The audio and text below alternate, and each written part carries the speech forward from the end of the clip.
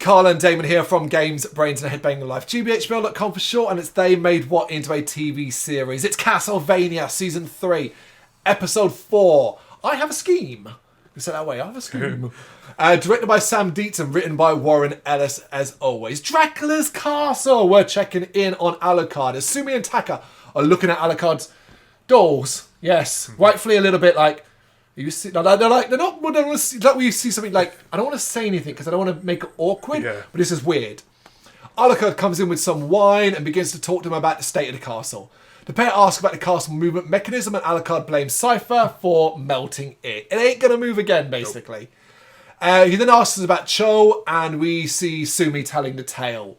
We flash back, which is a cool change of style and pace for this show. Northern Japan, with Cho's secret fortress, where they were gifted to the vampire lord as kids and made honor guards for her own amusement. So adding a real dark tone to this already. Yeah. They were slaves and prisoners, unable to leave, bearing witness to Cho's atrocities and games with would-be assassins. We see one of those experiences. However, over the years, they learned from her and were able to fight back, slaughtering the guards, freeing the people, and escaping when she left to assist Dracula. Simple, perfect. She wasn't there. They took all the skills and used it to overpower the guards. And that's how easy it is to quickly explain their story. About a minute of... A little bit of flashback, seeing Cho play with that assassin, including stopping him from committing harakiri, which is really cruel, in fact, as well. Yep. But of course, Cho died in the assault on Dracula's castle. That is indisputable. However, Taka and Sumi repeat their concerns that someone will take over her court. That a power vacuum means someone always moves into it. Of course. And that's something that Camilla has tried to do as well. Yep. Alucard offers them lessons, which includes the possibility of learning magic, which they are quite excited about. Atop a tower in Styria, Striga and Morgana discuss Camilla's plans, revealing they're a couple. That was a bit of a surprise. It was actually, yeah. And I realised that, so it's not sisters as in related sisters, it's sisters as a term more than anything else. Vampire sisters. Yep. Because I was like, wait. Yeah. That's why. You're not, this isn't incestuous, is it? But no, of course they're not sisters. They talk about their concerns around the land corridor scheme, and Striga suggests that it can be done, detailing how she thinks it could be done. It won't be easy, but if it is successful, they will rule an empire. And this excites them both. And they laugh about how Camilla gets in their heads, turning her to her side. You know what I loved? It would have been so easy for them to have this whole, like, we're not sure Camilla's doing the right thing, and then have this debate amongst them, potential betrayals. But it's not. They are on her side. They're a little concerned about the difficulty, but they want it too. This, I like how they can bring in sort of like not big important characters at the moment. They might be going down further, but it's still interesting. Yeah, they're all quite interesting. They're all unique. That helps as well. Time to check in on Lindenfell. We've done 2 check-ins. Let's check in over at Lindenfell. But this time with Saint-Germain, as he makes his way to the monastery. From outside, he notes how the monks look at him with a certain amount of suspicion. And arriving at the door, Salah answers and they greet each other, with Saint-Germain attempting to woo Salah, which turns out to be a mistake, as Salah isn't easily fooled. Yep. He might be insane, but he's not stupid. Saint-Germain is brought inside, and we see it is not a good place. It is a place of horror. The roof is still damaged, blood and rot around the place, and the monks inside seem traumatized. Yep. It is not a good place to be. Salah leads Saint-Germain to piles of books and reminds him, look, you're here because of what you promised us. Saint-Germain notices the crucifix of Jesus has been turned upside down. That alone is warning signs, an upside down cross. Yep. He points it out to Salah, who claims it was done by the night creature that busted in, but it adds that it might be pointing in the right direction now. And Saint-Germain is all like, to hell? Yeah, the hell, yeah. And he's like, okay. It is like, right, things are well off here. Yeah. But also, keep bringing it up, don't we? Keep bringing up hell. Yep. It is an important aspect now. And Salah asks Saint-Germain, why do we call them night creatures? Saint-Germain offers up some answers, but Salah claims that night creatures are beings of light. Like, I don't know about... Saint-Germain's face says he is being well careful here. Because there's an alarm, big... but he knows I can't show that because I'm dealing with something bad here, so I've got to kind of play along. And Saint Germain asks Salah if he's lost his faith in God, but Salah claims that hell, Satan, and the night creatures are all part of God's makeup. Which is That's alright, I like the argument. It's a good way of describing Indeed. it. Yeah. And he then points out an armband under Salah's cloak, green with a symbol on it, asking how he came to bear it. Salah claims the visitor gave it to them when it arrived, and those who bore witness to the visitor's arrival wear the armbands to signify that particular symbol. Salah now reveals that the symbol given to them is the alchemical sign for sulfur, which is used by philosophers to denote hell.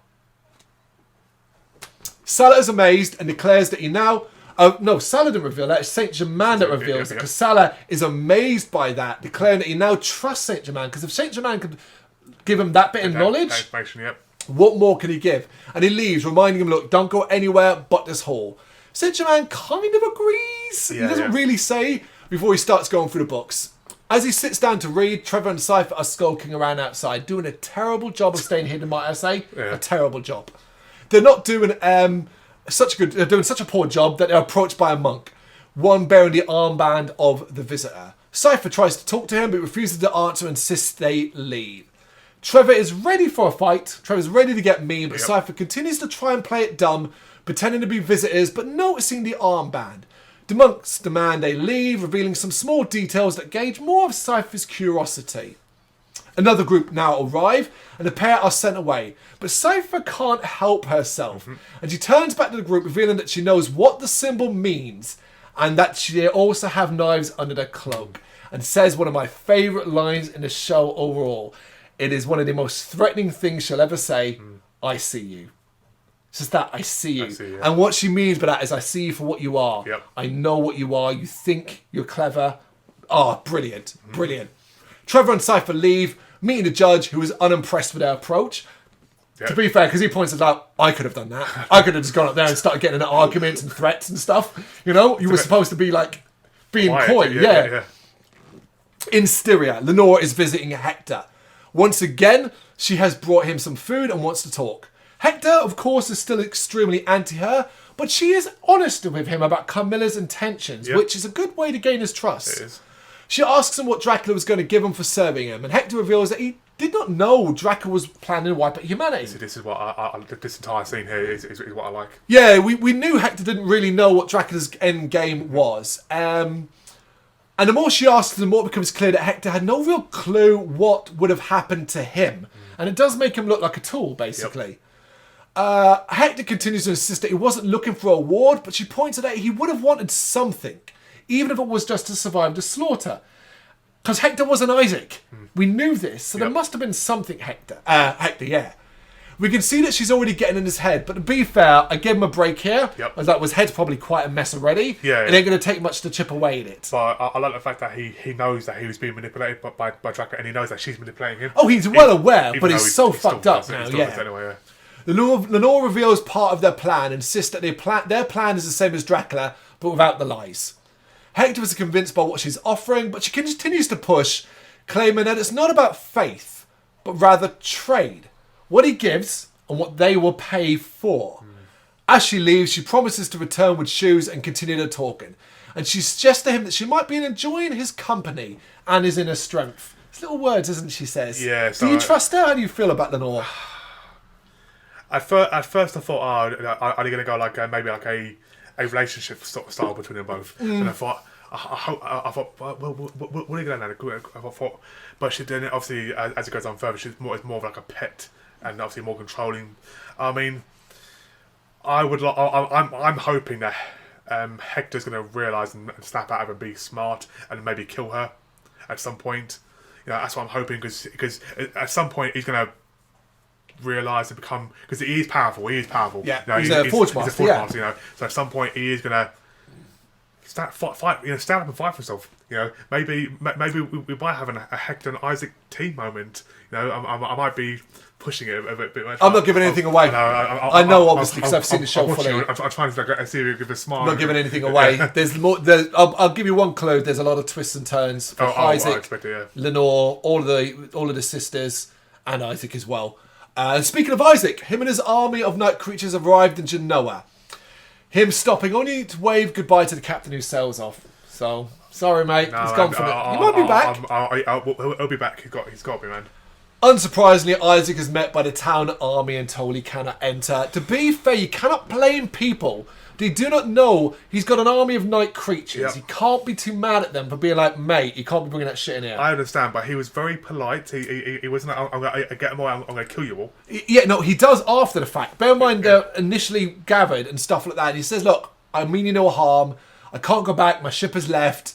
I just want to be let past. I'm giving you a chance to let me past. We're not going to do anything. We're just going to pass through the city. But, you know, you can't. It's such a difficult thing. Of course. It really is. But, of course, they refuse to let him pass. And left with no choice and disappointed with the result and wondering why he even tries. So you're not being fair, Isaac, here. This is where I realise you're not being fair. No. You're making it black and white. Let me pass. And it's like you've got to see that they can't just let you pass through the city with an army of night creatures. Nope. Because they don't know your intentions. They don't. In those days, too, if they let them pass, they'd probably be killed. Yeah, like who's ordered them to go? You know what I mean? Yeah. So he sets his night creatures on the people of Tunis. Unfortunately, it is of course a slaughter, and he demands the night creatures bring him fresh material to bolster his army. Yep. So it's getting bigger. It's getting bigger. Forget the monks. Forget Carmilla. He is the biggest problem I think everyone's got right now, and no one knows it. Definitely. That I think is really fascinating. Isaac is becoming the biggest problem with an army of night creatures with no real goal in mind, except destruction, and constantly being shown a bad side to humanity that's twisting his mind more and more, overbalancing any possibility of salvation. And nobody knows he's a problem. Whenever he arrives, they will do. That is fascinating for me. Yep. It's another great episode. It's another great continuation, checking in with everybody. They're dragging their heels in one area. Alucard. Yes. It's the only area. Because I felt like the bit with him and Sumi and Taka was just a repeat of what they did outside. Yeah, pretty much it, yeah. And I felt like they didn't really know... They know what they want to do with it, but they didn't have anything for this episode. We're like, we can't go 2 episodes without talking about Alucard, so let's just do this. Yeah. Yeah. Beyond that, everything else was really cool. Yeah, I love the Trevins. I love the monastery bits with Saint Germain. Indeed. Easily one of the highlights of the episode. Yeah, he's becoming more of a interesting character. So, good guy, bad guy, who knows? Main character, I'll tell you right now. He is it now as a main character. He's one of the group. He is indeed. That is, of course, episode 4. I Have a Scheme from season 3 of Castlevania. We're loving it. Are you? Let us know in the comments. Thank you very much for watching. If you'd like to see more content like this, please consider hitting the subscribe button. It is gratefully appreciated. You can find us over at gbhbl.com, our full website, where reviews, news, and so much more goes up daily. We're also on all social media platforms: Facebook, Instagram, Twitter, Threads, at GBHBL. Just search for GBHBL and you will find us out there. We also have merchandise on sale. You can access the shop via the website.